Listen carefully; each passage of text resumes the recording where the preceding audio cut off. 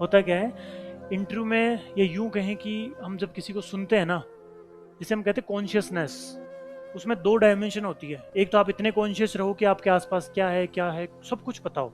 एक होता है आपको कुछ पता नहीं हो, बस वो सामने वाला क्या बोल रहा है वो पता हो। इंटरव्यू में मेरी यही समस्या थी पिछले वाले।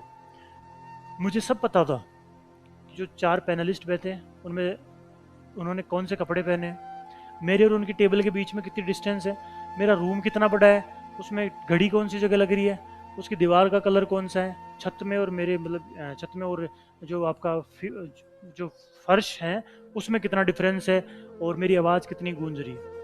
इस बार मैं 2-4 लोगों से मिला, मैंने उनको कहा मेरे 50 नंबर आए इंटरव्यू में, हालांकि वो अच्छे नंबर थे, लेकिन फिर भी नॉट सेटिस्फाइंग। मेरा जिस हिसाब से पर्सनैलिटी मैं रखता हूँ या फिर जितना मैं पजेस्ट करता हूँ, मुझे उम्मीद थी अच्छे आएंगे, लेकिन नहीं है।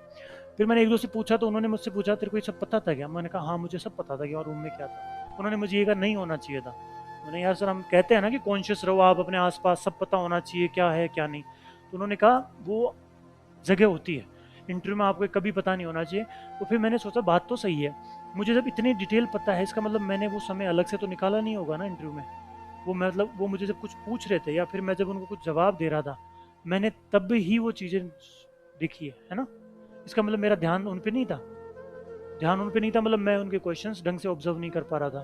क्वेश्चंस मैंने ऑब्जर्व नहीं किए मतलब मैं आंसर नहीं दे पा रहा था। तो ये इंटरव्यू में सबसे बड़ी